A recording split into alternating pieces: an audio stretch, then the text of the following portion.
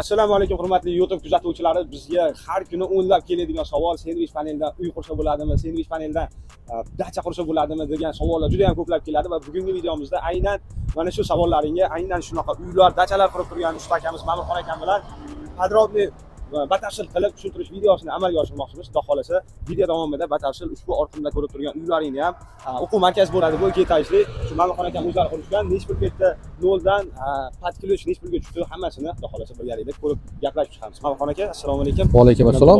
Yaxshimisiz aka? Salomatmisiz?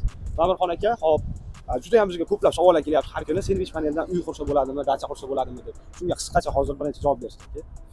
Sendvich paneldan ko'p narsalar qursa bo'ladi. Odamlarga qulayligi, manfaati ortiq. Issiq sovuqqa biz hozir IT markazni qurib bitkizdik.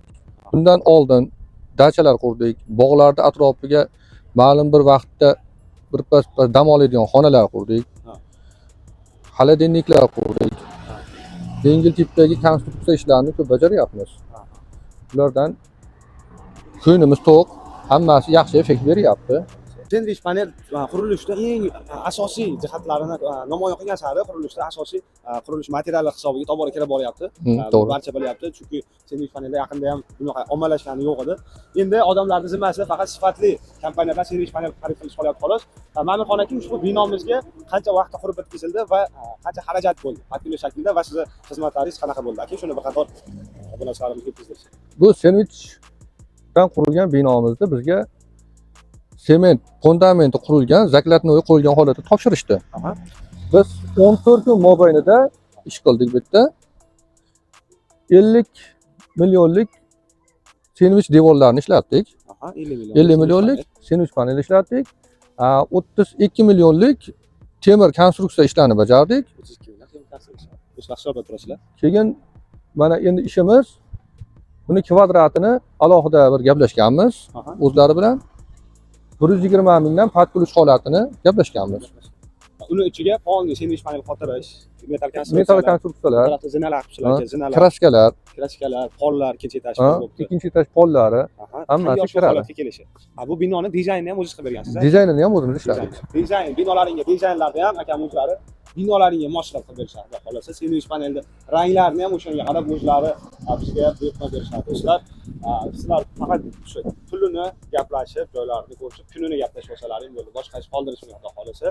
Hop, Ma'murxon aka, demak bu 14 kunda mana shu holatga keldi. 14 kunda keldi. Boshqa materialdan misol uchun g'ishtdan qilsa bo'ladimi 14 kunda mana shunaqa bino? Yo'q, g'ishini urib ulgurmasa kerak. G'ishini o'zini ham urib, g'ishini urib ham ulgurmasa kerak. Zo'r aka. Hop, endi ko'pchilikni qiziqtiradigan savol, vodiy va vodiydan tashqarisiga ham chiqa olasizlar ishlagani, komandalar bor. Respublikani xudo xolasa hamma viloyatda ishlashga sharoitimiz bor. Kvadrat narxlari qanaqa bo'ladi o'rtacha aka?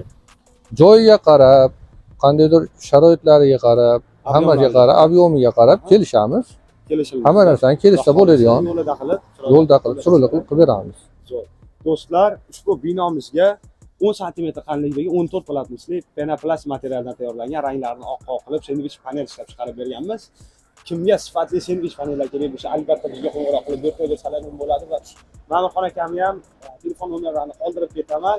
Kimda qanaqa savol, qurilish bo'yicha savollari bo'lsa yoki xizmatlari bo'lsa, bemalol akamlarga bog'lanib, ko'rishib, ishlarini tepasida turib, chiroyli narxlarda dogovor qilsalaring bo'ladi. Barchaga rahmat. Bizni kuzatishga davom etinglar va bizga podpiska bosishni unutmang.